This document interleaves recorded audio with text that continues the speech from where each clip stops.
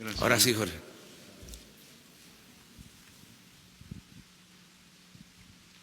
Señor presidente, muchas gracias. Antes que nada quería agradecerle la gestión que hizo su gobierno junto con el gobierno de los Estados Unidos para liberarnos después de que el dictador Nicolás Maduro nos detuviera en Venezuela. Todavía no nos regresan nuestros equipos ni la entrevista. Yo sé que usted no le quiere llamar dictadura a Venezuela, pero nosotros lo vivimos en carne propia. Pero estoy aquí no para hablar de Venezuela, sino para hablar de México y le tengo dos preguntas. La primera es que a nivel de criminalidad las cosas no han cambiado en México, señor presidente. Durante sus primeros 3 meses asesinaron a 8,524 mexicanos. Si continúan las cifras igual, el 2019 va a ser el año más sangriento y violento en la historia moderna de México. Qué bueno que trajo a miembros de la futura Guardia Nacional. Veo demasiados militares para una Guardia Civil, pero qué bueno que los trajo, porque para que ellos den resultados faltan muchos años. Así que la pregunta es, ¿qué va a hacer a corto plazo para que no maten a tantos mexicanos y para que México no siga siendo uno de los países más peligrosos del mundo para ejercer el periodismo? Entre paréntesis, no ayuda que usted desacredite a los periodistas, señor presidente, o que pida que un medio revele sus fuentes. Eso es un ataque a la libertad de prensa. Si usted hubiera dado a conocer la carta al rey de España, Reforma no hubiera tenido que filtrar o buscar fuentes confidenciales. Pero la pregunta central es, ¿qué hacer para que ahora no maten a tantos mexicanos? Estamos trabajando todos los días, Jorge, como nunca. Antes los presidentes no se levantaban temprano para atender el principal problema, que es el de la inseguridad y de la violencia. Yo, desde que tomé posición, todos los días, de lunes a viernes, tengo una reunión con el Gabinete de Seguridad. Todos los días, de 6 de la mañana a 7 de la mañana. Y yo personalmente recibo el reporte de lo que sucede en todo el país, de los delitos que se cometen en todo el país. No había, porque esto no se dice, ni siquiera una estadística confiable diaria de los delitos cometidos en el país. Los presidentes no se hacían cargo de este tema, delegaban solamente que se presentara un asunto grave y desgraciadamente pues eso era casi del diario. Le pasaban al presidente en turno una tarjeta para informarle. Ahora ya no es así. Heredamos… Muy violento, señor presidente. Ese es el problema, que si sigue así, el 2019 va a ser terrible. Sí. El peor año que recordemos. Sí,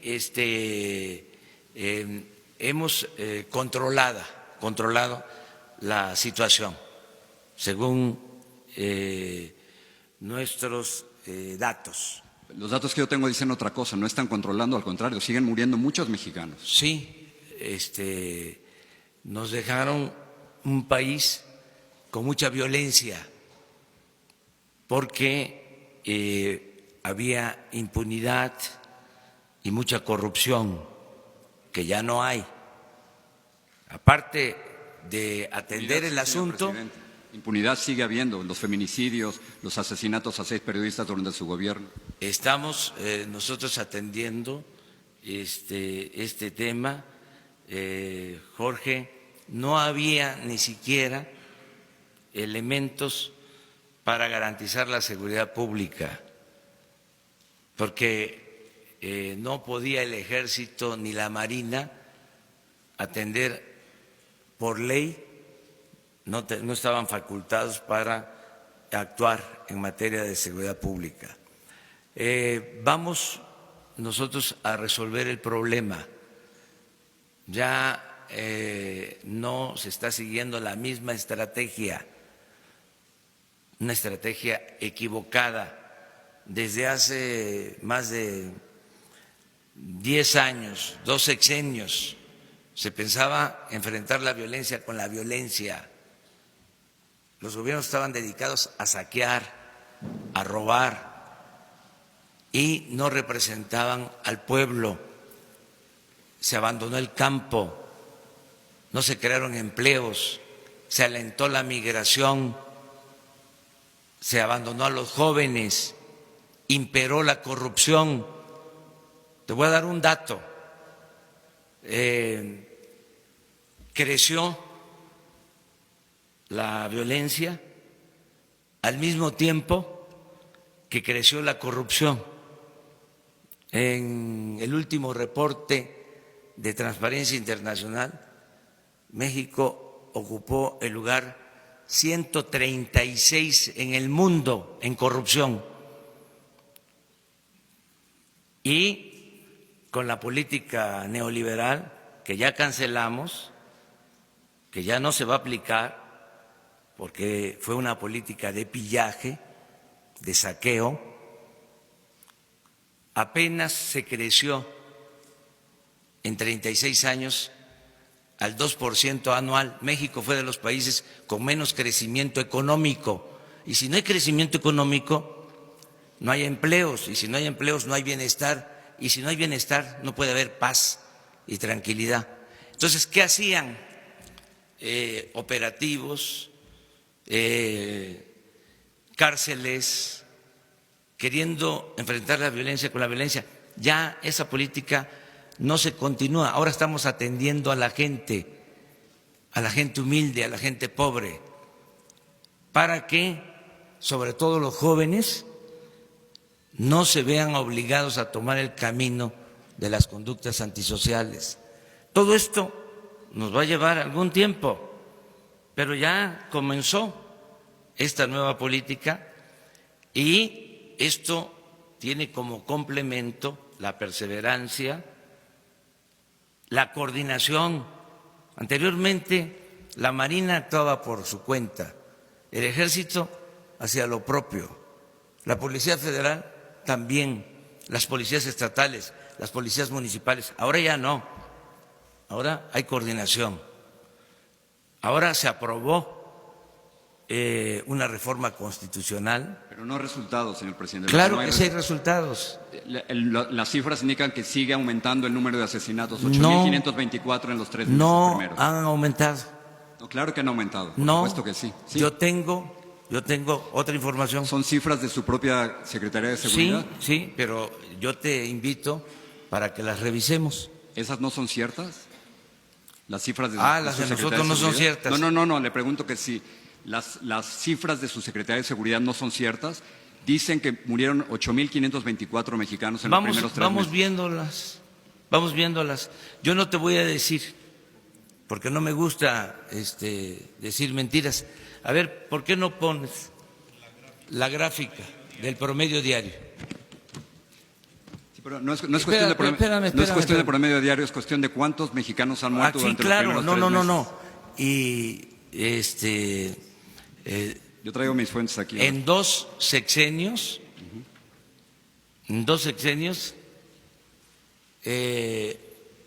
perdieron la vida desde que un presidente declaró la guerra al narcotráfico y le pegó un garrotazo a lo tonto al avispero, alrededor de 250,000 mexicanos. Sí, pero yo digo de su gobierno. En diciembre murieron 2.875, en enero murieron 2.853 mexicanos, en febrero murieron 2.796, y sigue así va a ser el más violento de la historia moderna de México. Ahí está, mira ese recuadro.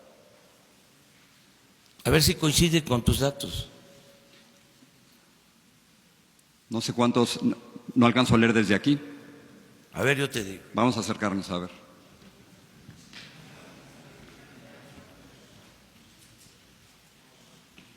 Promedio diario. Es que no lo oyen aquí. Promedio diario. 79. Diciembre. Enero, 75. Febrero, 83. Marzo, 77. Pero las cifras totales son... No. Las cifras totales O sea, no las tengo, pero te las voy a dar. Gracias. ¿Saltamos a la otra pregunta o no? Sí, pero no termino todavía. No estoy diciendo, que quede claro, que está resuelto el problema.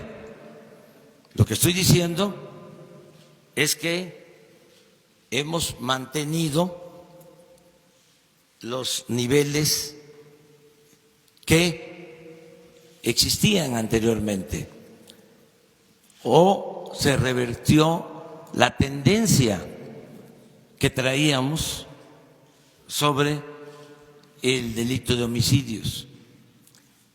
Es ahí donde no coincidimos. Yo no veo ninguna que se ha revertido absolutamente nada. Sí, pero vamos poco a poco y mi compromiso es que van a bajar los homicidios. Ya lo hice cuando fui jefe de gobierno en la Ciudad de México. Cuando llegué eran 3 homicidios diarios y dejé un promedio de 1.8, bajé 30% los homicidios cuando fui jefe de gobierno en la ciudad. Es lo que aspiro ahora, es el compromiso que tengo. Entonces, vamos a resolver esto. En cuanto a lo que dices del Reforma, yo creo que garantizando la libertad de expresión, sin censura, no hacer lo que se hacía anteriormente, cuando el Reforma protegía a gobiernos del periodo neoliberal, que protegió a Salinas, que protegió a Zedillo y a todos, y que incluso tengo pruebas de que ayudó a legitimar el fraude electoral del 2006 y apoyó mi desafuero, porque es un partido, sí, es un partido, es un periódico conservador. Sí. Pero independientemente de esa postura conservadora, cuyo distintivo es la hipocresía, independientemente de eso, siempre se les va a garantizar el derecho a manifestarse. Nunca jamás revelar las fuentes, no. Yo orgullosamente llevo mucho tiempo trabajando en la Reforma y eso no es cierto. Vamos nosotros a atentar en contra del periodismo. No va a pasar lo que sucedió, y ellos no dijeron absolutamente nada, cuando un gobierno de derecha conservador expulsó a José Gutiérrez Vivó, lo desterró, o lo que pasó en el sexenio pasado con Carmen Aristegui. Eso jamás, Jorge, va a suceder. Pero ¿no cree que revelar las fuentes, pedir que revelar las fuentes es un ataque a la libertad de prensa? No, no es ningún ataque. Es que si lo es, hay periodistas que van a la cárcel para no revelar no, las fuentes. Pero ningún periodista, señor presidente, va a revelar las fuentes, ninguno. No. Y si usted hubiera publicado la carta, no hubieran tenido que usar fuentes confidenciales. Pero que no revelen las fuentes, Jorge. No es obligatorio, ni va a haber coerción, no va a haber represión. O sea, ya no está pidiendo que revelen las fuentes. No, si lo dije desde el principio. No, usted había dicho otra cosa. Usted había pedido que revelaran las fuentes. Desde el principio, el primer día dije, y si no quieren revelar la fuente, que no las revelen. Que no lo van a revelar. No le hace. Pero ninguno de nosotros las va a revelar. No. ¿Sabes por qué lo dije? Porque quiero ejercer mi derecho a la réplica. Y nosotros a la libertad de prensa. Eso es todo. Y que haya diálogo circular. Entonces, ¿por qué ellos sí pueden plantear que haya transparencia y yo no puedo pedir que haya transparencia? Sí, pero no revelar las fuentes. No, jamás. No. En este caso se trata de una carta que se envió a un gobierno extranjero y que de repente aparece publicada en el periódico Reforma. Entonces, ese es nuestro trabajo. Por eso, si no la quieren revelar las fuentes, no hay ningún problema. Pero yo tengo el derecho de manifestarme también, ¿no? Es lo que estoy haciendo. Déjame pasar la segunda pregunta. En el 2017 en una entrevista usted me dijo que Donald Trump sí era un racista. Incluso después usted escribió un libro llamado Oye Trump, que fue muy crítico con el presidente Donald Trump. Pero desde que llegó usted a la presidencia, aparentemente las cosas han cambiado un poco. Muchos acusan a su gobierno de ser la policía migratoria de Donald Trump. La pregunta es si usted cree que el silencio es la mejor estrategia para lidiar con un bully como Donald Trump. Yo lo que considero que no debemos pelearnos con el gobierno de Estados Unidos como política y que ha habido una relación de respeto mutuo que yo estimo mucho. Yo represento a todos los mexicanos y me importa tener una muy buena relación con el gobierno de Estados Unidos. Es una vecindad necesaria, una muy buena vecindad que debemos de procurar, fincada en la cooperación para el desarrollo. Y no voy a caer en ninguna provocación, no me voy a enganchar en un debate con el presidente de Estados Unidos cuando tenemos en Estados Unidos 24 millones de mexicanos, 12 millones que nacieron en México y 12 millones de padres mexicanos. Entonces, voy a actuar de manera responsable. Tengo que reconocer que han sido respetuosos con nuestra soberanía. Cuando se negoció el Tratado de Libre Comercio y el gobierno anterior y el gobierno de Estados Unidos, el gobierno actual, querían establecer un capítulo de energía que comprometían nuestra soberanía en el manejo del petróleo, dijimos no. Y se rompieron las pláticas y después de un tiempo se restablecieron las pláticas y se aceptó nuestra propuesta para que México siga siendo un país libre, soberano en esta materia y en todo. Pero esto implica también una actitud de parte nuestra responsable y el que no nos peleemos sin ton ni son con el gobierno de Estados Unidos lo aprueba la mayoría de los mexicanos. Quienes quisieran que nos peleáramos son nuestros adversarios. Acabo de estar hace poco en Poza Rica, Veracruz, y en un mitin pregunté a la gente, ¿quieren que le conteste al presidente Donald Trump o que actuemos con prudencia? Por unanimidad, habían como 3,000, como 5,000 personas, todos levantaron la mano para decir prudencia. Y esos son mis asesores.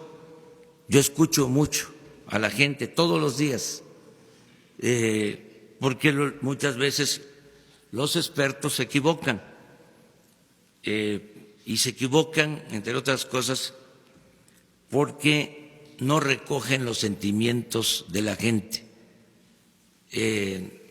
teorizan demasiado o tienen prejuicios ideológicos.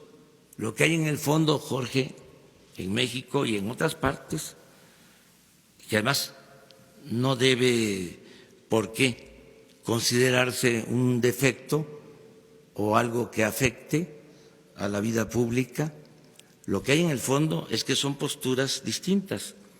O sea, ya no hablemos de capitalismo, socialismo, de fascismo, de neoliberalismo. Hablemos de que siempre han habido dos posturas, dos corrientes de pensamiento, el pensamiento conservador y el pensamiento liberal. No hablemos de derecha o de izquierda. Sí, hay en México un partido, o sea, no formal, real, que es el Partido Conservador, y existe afortunadamente un partido liberal.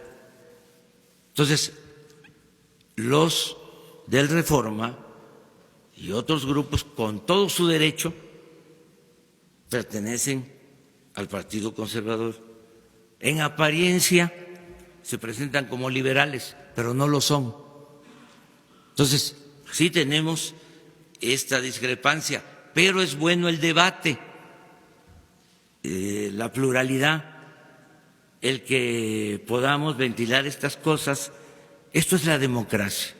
En las dictaduras es un pensamiento único, no se puede expresar nada, se limita la libertad o todas las libertades.